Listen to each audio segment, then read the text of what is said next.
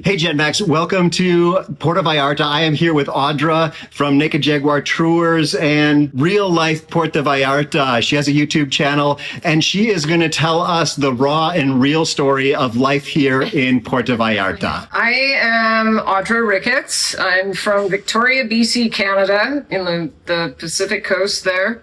West Coast. I've been in Vallarta for 4 years now. Unfortunately, fled my marriage that was falling apart.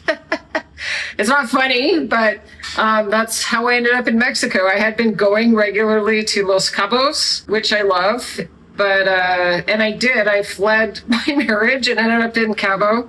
In San Jose del Cabo, I stayed for a month, and then I have a friend that bought a place here in Vallarta.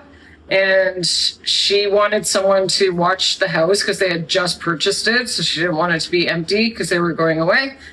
I'm sweating. She wrote me and said, would you be interested in coming and watching our villa for a month? And I'm like, let me get back to you about that. But I'm like, yeah, of course. So it's interesting because I took a bus to La Paz because that's where you live sometimes. Mm-hmm. And I flew over to Puerto Vallarta and I've been here ever since. So I'm sweating too here. It is definitely humid in Puerto Vallarta, especially compared to La Paz, where La Paz is just bone dry at this time of the year. So something good for La Paz, but it is also super, super green here. Really love how green it is in Puerto Vallarta. Before we continue with Audra, I just wanted to break in and let you know that this video is sponsored by travelingmailbox.com. This is the way that I get my mail when I am in Mexico. My mail is forwarded to a mailbox in North Carolina where they scan the outside of the envelope, and then it ends up in this online email type system where I can request that it be opened and they scan the inside of it, or I can have it shredded. I can have it forwarded physically to me by FedEx. And if there's a check inside, I can even have that deposited. So if you're interested in getting your mail somewhat like this electronically while you are in Mexico, check out the link below. That is an affiliate link and that supports this channel. Now back to Audra. Audra is no longer house sitting. Let's see her kind of no longer house sitting there where she was. So let's hear what she's up to now. So now after I left their big house, my friend's house that they had just purchased, they had this other house that they built that most of the time wouldn't be being used. So they've let me stay here for a very long time. I sort of am what is it called? House sitter. Sort of. Mostly they're just like incredibly kind and generous and let me stay here. And I do what I can to help out with this and that. And so that's where I am right now. And that is Stefan and Ada from Living Simply in Mexico. I too have been a benefactor of their kind generosity. I stayed here once when I had COVID when I was in Puerto Vallarta. I ruined a total YouTube meetup by getting COVID, and they just put me up in this house too. So they are super, super generous. But now let's get into what life looks like beyond just living here, living simply in Mexico. Life is pretty friggin' fabulous. You can't, I have this incredible view. It's almost every single day you open your curtains up and it's freaking sunny. I lived over 30 years in Vancouver and it rains 7 months straight. And I'm never going back to that. Sure, it's beautiful in the summer and everything like that. So yeah, like here, the weather's insane. The people are really open-hearted and lovely. And one of my favorite things about Mexico has been for years and years and years is simply that we greet one another. Mexicans acknowledge one another all day long. You're like, how are you? Good morning, good afternoon, good evening. So it's very warm. It's like free to say hi to someone and acknowledge their existence. So that is a beautiful thing. The food is amazing. It's just an amazing place. I don't know what to say. It's a very warm culture. There's always a lively kind of atmosphere out on the streets and stuff. You can live very frugally here, which I've had to do. Or if you're lucky and someone invites you for a nice dinner, you get to do that too. So about 3 years ago, I started my YouTube channel, which is something I wanted to do for a really long time. It was supposed to be a travel show, but right now it's a Puerto Vallarta show, and I've built up a following. And I've met some amazing people who do like tours once in a while, like pretty mini tours. Usually it's a couple. or maybe like 5 people or something will go to Kimixto for the day, and I'll show them the Audra style, off the beaten path kind of tours and stuff. Which hopefully when you get home, you get a real memory, like an authentic Mexican experience instead of just sticking in the tourist zone. So it's just slightly like groovier. The people I'm having dinner with tonight, they found me on YouTube, and then they spotted me in San Pancho actually, and they're taking me for dinner tonight because every person that I do I'm doing the frickin' things. Done a tour with, we end up becoming like best friends because they really relate and vibe with me, and we just are on the same page. So anyway, a lot of the time if I'm not shooting and editing and doing YouTube-y stuff, which is mostly, I used to be a painter, I was an actor as well, and I had a greeting card business, so I was an illustrator and writer. So that's all kind of like resting for now because for whatever reason all of my creative energy is going into my YouTube channel right now. Videography, photography, you know what it's like, and editing, my most favorite thing to do. But I have gotten better at editing. So yeah, but a day in the life here, if I'm not doing that, I got my 2 street dogs, I got 300 cats out front that I sort of take care of, but I'm walking my dogs. I try to get down to the water if it's not the river or it's the ocean, or vice versa. It depends on the time of the year. If it's summertime, it's cooking here. I've done 4 summers here so far, and you've got to be a freaking warrior to go through the summers here. Let me tell you. So that's when you go up to the river and cool off because you're like freaking dying. Like right now, it's nothing. It is nada. It is totally not nada. It is hot right now, especially because Audra lives up here on the hill. So she's got an amazing view, but quite a number of stairs to get up here from down by the water where I'm staying right now. So yeah, I can believe that it gets a lot hotter in the summer, but even now we're shooting this in February. Are we really shooting this in February and it's this warm? It's been kind of warm in Mexico lately. Even La Paz has been a warm winter, but let's switch gears a little bit because Audra mentioned that when she does take people on tours, she does them in the more authentic way. And so I do want to hear some of those authentic things that you could do in Puerto Vallarta, some things that are maybe a little bit off the beaten path that aren't so much on the tourist route. My most popular tour is definitely Kimixto. That's Quimixto. We usually meet in the heart of the romantic zone. We take a bus, though you can take an Uber or taxi, just to like get into the swing of things. They're on a bus full of Mexicans. Sometimes you have to stand the whole way. Hopefully you don't have to. And then it's really cool because you do this coastal like mini road trip to Boca de Tomatlan. So you get the coastal route with all the ocean piers, and it's like groovy houses and hotels and all that stuff. You get plonked about 30 minutes later in Boca, and that's like an authentic Mexican fishing village. It's really beautiful. It's just like the real deal. Like people are in their bare feet, or, like there's fish on sticks over coals, and you're walking through and there's stuff for sale and all that beautiful stuff. And you end up on the pier, flag down a little panga, like a little fishing boat, and they blaze you over to Kimixto, which is like, I always describe it as Gilligan's Island.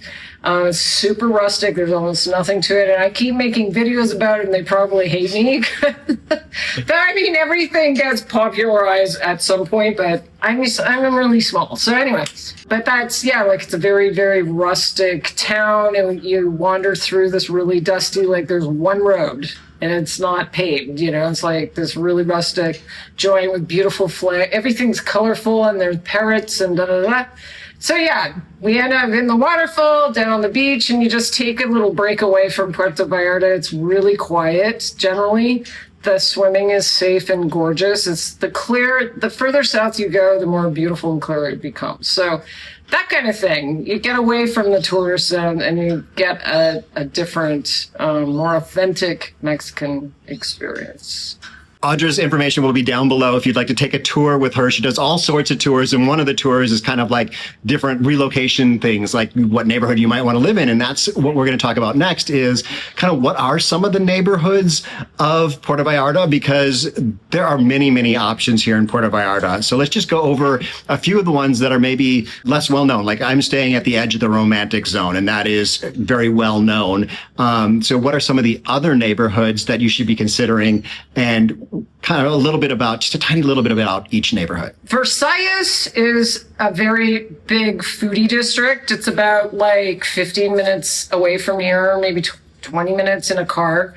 Versailles is kind of up and coming for like condos and stuff, I would say. And like I said, it's full of different really like high end, like all sorts of different restaurants, like Greek, Mexican, Italian, this, that, and the other thing. So some people really dig looking around that spot. There's another place called Gaviotas, which is close to Versailles. And like, I have a friend that built a beautiful house there, and there's places for sale there, and people are looking at like renovating and coming. I don't know about the rental scene in that area, but it's really beautiful. And you're not right on the water or anything, but you're close enough. Like, you'd probably want to get a little car to get around, or take Uber or whatever, or you could take the bus. El Coloso used to be like mega ghetto. I call it, it's like in the back 60 of the romantic zone. So there's the romantic zone is like, you're right on the water. That's where all the tourists hang out. And then in the back 60 of the romantic zone, you'll find like the mercado with the fresh fruits and vegetables and all this stuff. You can buy fish and lots of rentals in that area. Like, if you're looking around, it's like a good thing to walk around and just keep talking to people, because there's just tons of options, and they're all different price ranges. But if you go even further back, Coloso, apparently it was so seedy and ghetto back in the day that taxis would not go there at night.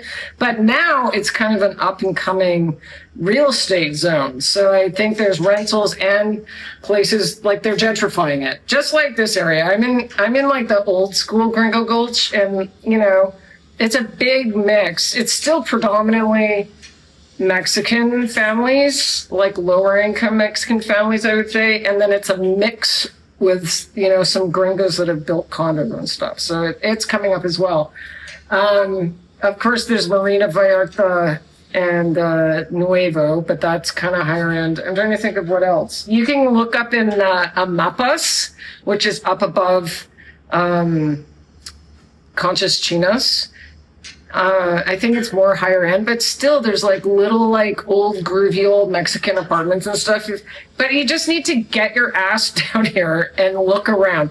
Or I always direct people to the Everything You Need to Know Facebook page, which has thousands of members, because there's rentals and stuff on there and stuff. But the more you talk and the more you just groove around and look around, but those are some of the main. And then, of course, I was missing Cinco de Diciembre, which is on the edge, like right here. It's like El Centro. It's the next major neighborhood over. So if you've heard of like Pepe's Tacos or anything like that, Barracuda Bar, which is right down on the beach. But that place is kicking ass. There's tons of restaurants and all sorts of stuff. Like, I've tried to cover it, and it's like you need like to do 4 or 5 videos on it alone. But there's rentals. There's all sorts of stuff, so that's a really good spot. But I'm guessing the rents have gone up there, because that's probably one of the first neighborhoods that started, like, people start spreading out and getting rentals in that area. So let's get some of those questions that I always ask, which is first about safety. I was here back in like 2019 and 2017, but at one point I was here solo for 2 months in this neighborhood just below here.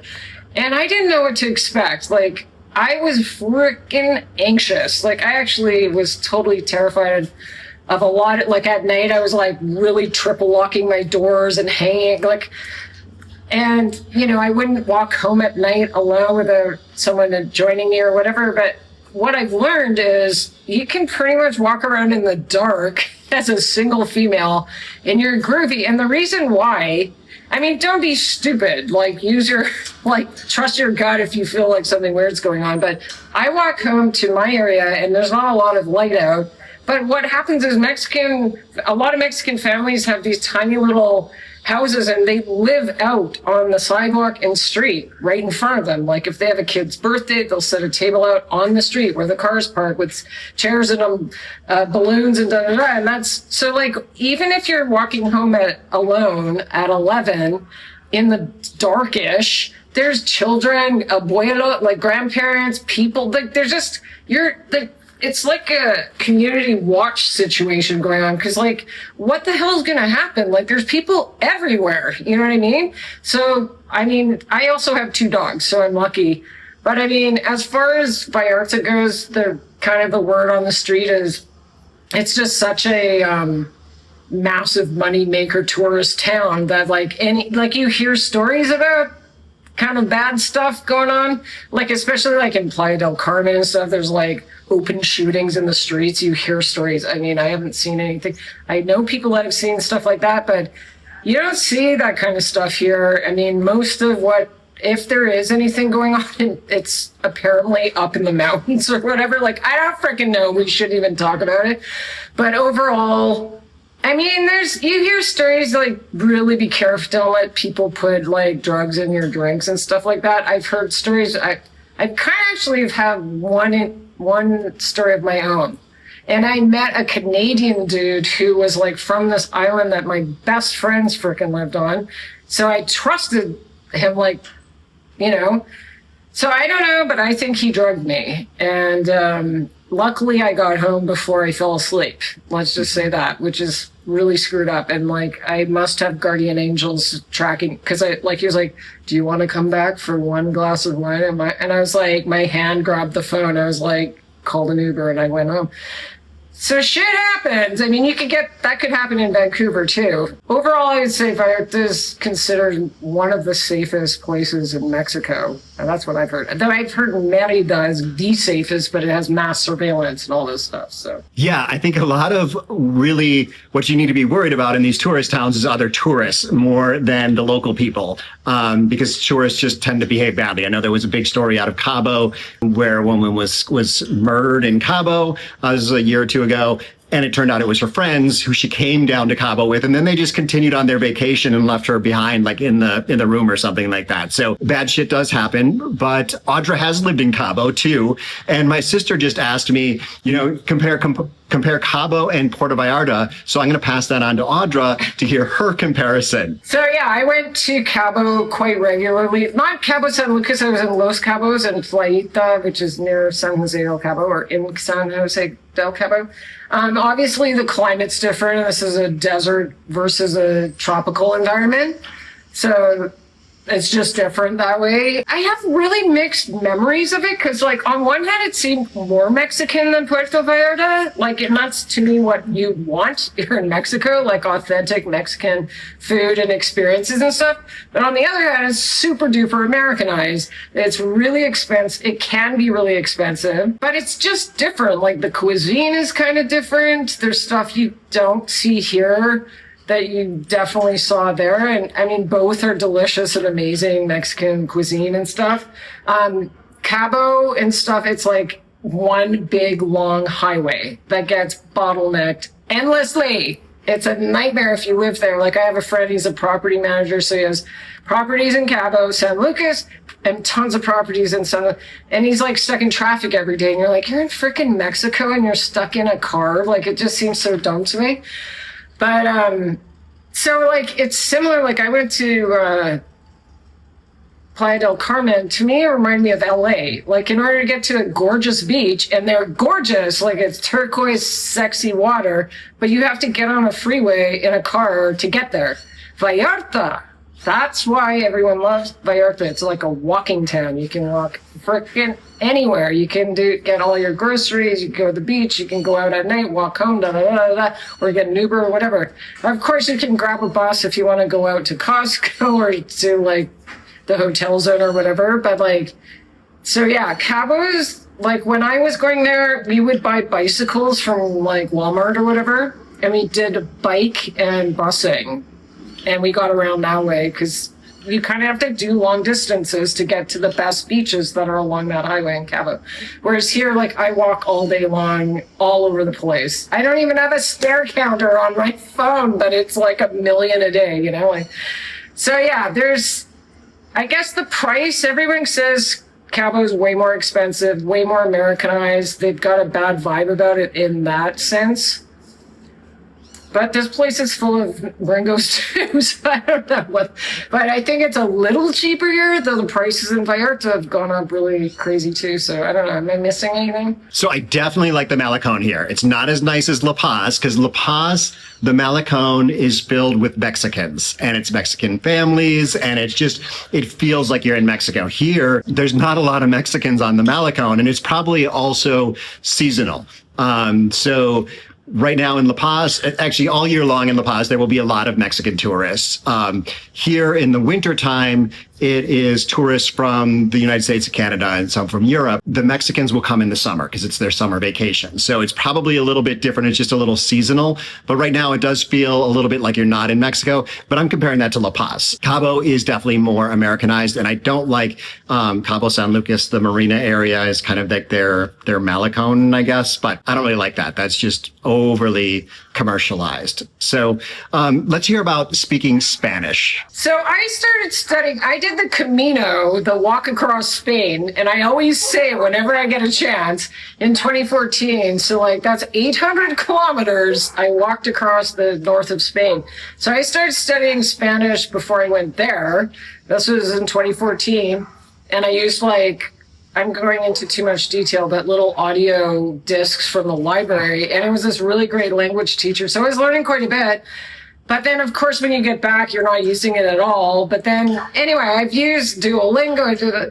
I have promised myself to focus on Spanish every new year, and I drop the ball every time. And my excuse is this town, I'm so distracted by it's so social here. There's so many things going on. There's so many English-speaking Mexicans and everyone else. So I know a lot of Spanish, and I can understand even more. So it's really easy to cheat and use mime and what you got and English, because everyone just speaks frickin' English here, you know what I mean? So I feel like a total jerk because I'm in Mexico and I should know their frickin' language at this point. I've been here 4 years. So no excuses. I gotta get my act together. This year. This is the year, 2026, Firehorse year. Yeah, Audra and I were talking about how we both lived here long enough that we should speak a lot more Spanish. And it's kind of like a thing you hang your head in shame when you start speaking to someone in Spanish and they're like, oh, your Spanish is so good. How long have you lived here? And then you're like 4, 5, 6 years. And they're like, They're still very polite, but definitely feels like I should have learned more Spanish by this point in my time in Mexico. But a lot of places like this, like Puerto Vallarta, like Cabo, like Cancun, the local population has been around English speakers for so long that it's pretty easy to get around without speaking Spanish. But they also, I've noticed that they're pretty kind, and that if I do speak Spanish, like if I'm speaking with a waiter or something like that, they will speak back to me in Spanish. In the past, I've had it where my Spanish was so bad that they would just immediately switch back to English. So I must be making some kind of progress. But the way I like to wrap up these videos is with a tip. So if you're thinking about moving to Puerto Vallarta, or even if you're just thinking about visiting Puerto Vallarta, I want to hear what Audra's tip is. Okay, here's the big tip. I meet people regularly that move to Puerto Vallarta or really moved here because they found my channel and they're like, well, if she can do it, we can figure it out, I'm sure. But I do meet a lot of people that they want to take the leap and get their asses down to Mexico and change everything. And I always just say to them, jump and trust. That is my tip. And that's what I had to do. I jumped. And I know other people as well. You kind of have to take a leap and, trust that it'll work itself out. But I know it's a little reckless, but that's my big tip for you.